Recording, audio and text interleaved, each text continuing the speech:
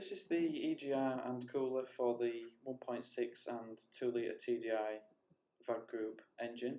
This is a genuine item, and don't be misled by the length of the video. This is a 6-hour job.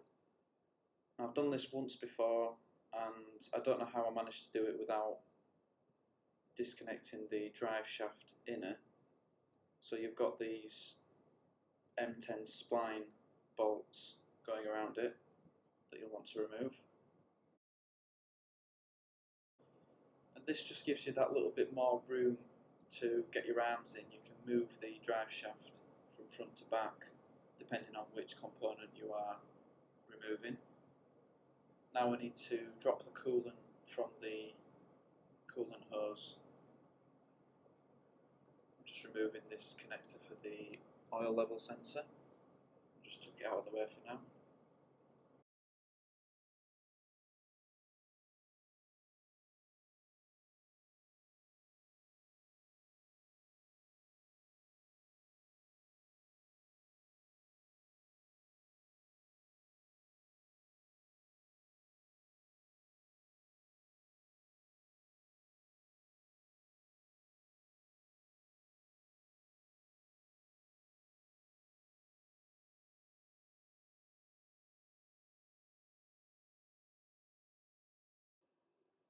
We don't need to remove the DPF completely, but we do need to loosen it. So release this clip that joins it to the turbo, that's a 5mm hex, and then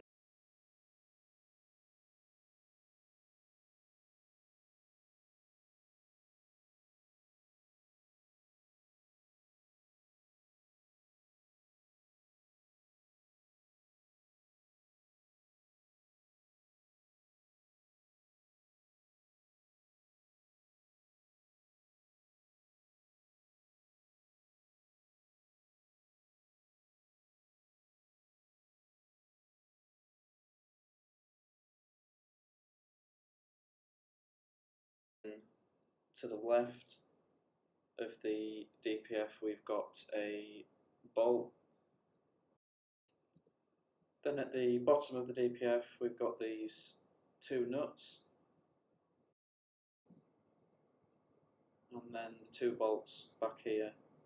This will just allow the exhaust to move enough to be able to push the DPF to the side and give us a bit more access room to the final bolts holding in the EGR cooler.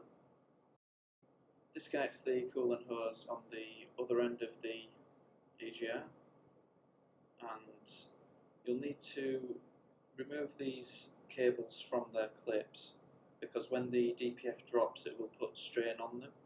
So you just want to pull them out of the clips, and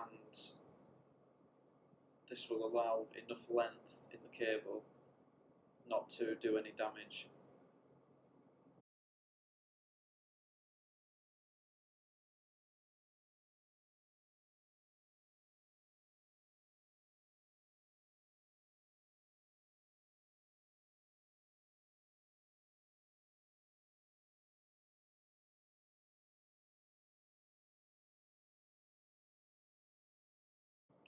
So these T30 torque screws you can see now are the ones that we've been allowing access to by removing the DPF.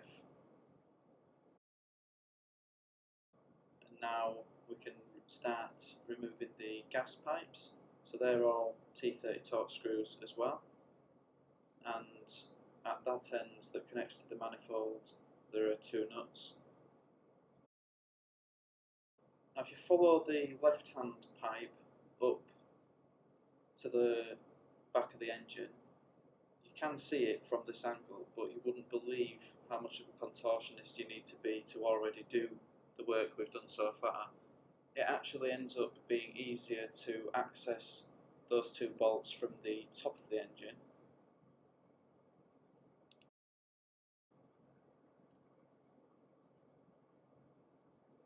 After this we remove the battery, which gives a bit more access to those two bolts, and something we're trying to avoid removing is the oil feed pipe, which you can see here. It's very awkward and there are possible problems you can have in removing that.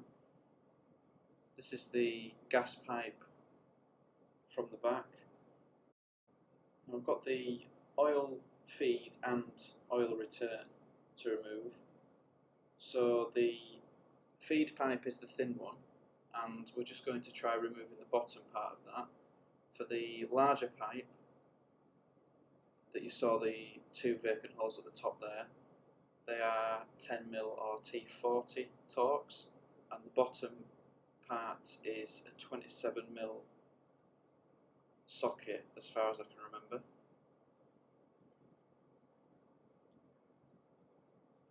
There's a bolt attaching these together at the top which I may not have documented removing, and there are various clips that need removing too.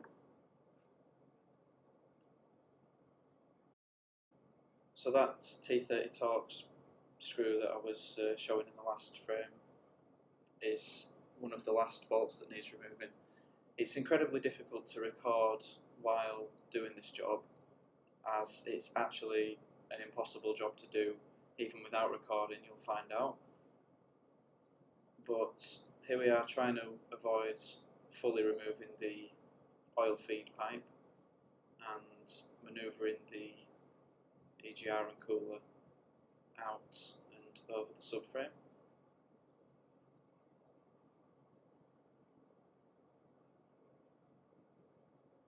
Be really careful with that oil feed pipe. You don't want to bend it to a point where it gets damaged. So this is why it took quite a while to do. But eventually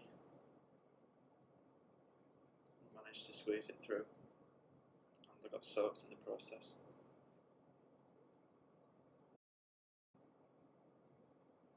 So that's the old part off, ready for the new one to be fitted. I'm sorry that I couldn't document the job better, but as you'll find, it's even with an extra pair of hands, it wouldn't have been easy to record the job. And sorry if I've missed a few nuts and bolts here and there.